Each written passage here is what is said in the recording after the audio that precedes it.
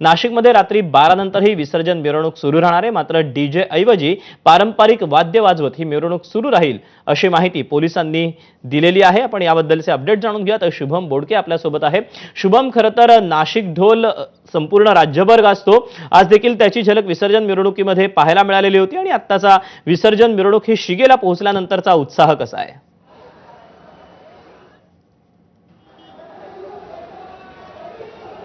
नक्कीच दीपक, आपण माझ्या मागे जर बघू शकता तर मोठी गर्दी ही नाशिककरांची यंदाच्या विसर्जन मिरवणुकीच्या ठिकाणी झाल्याचं पाहायला मिळत आहे। खरं तर सकाळी 10:30 वाजता ही विसर्जन मिरवणूक सुरू झालेली आहे आणि आता 10 वाजता जवळपास 12 तास या मिरवणुकीला पूर्ण होत आहे। एकूण जर बघितलं तर नाशिकमध्ये जे पारंपरिक वाद्य आहेत ते पारंपरिक वाद्य वाजवून 12 वाजेच्या नंतर देखील ही मिरवणूक सुरू राहील अशी माहिती नाशिक पोलिसांनी दिली आहे। आणि एकूण जर बघितलं तर मोठा उत्साह नाशिककरांचा पाहायला मिळतोय।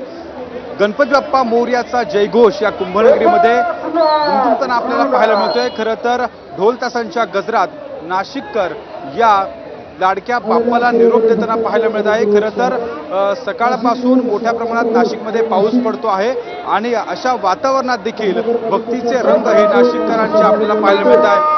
याच पार्श्वभूमीवर नाशिक पोलिसांनी देखील एक महत्त्वाचा निर्णय घेतलेला आहे। 12 वाजेनंतर देखील पारंपरिक वाद्य वाजवून ही मिरवणूक जी आहे ती शांततेत चालू राहील असा निर्णय जो आहे तो नाशिक पोलिसांनी घेतला आणि त्यानंतर या संपूर्ण गणेश मंडळांच्या पदाधिकाऱ्यांमध्ये देखील मोठा उत्साह पाहायला मिळतोय।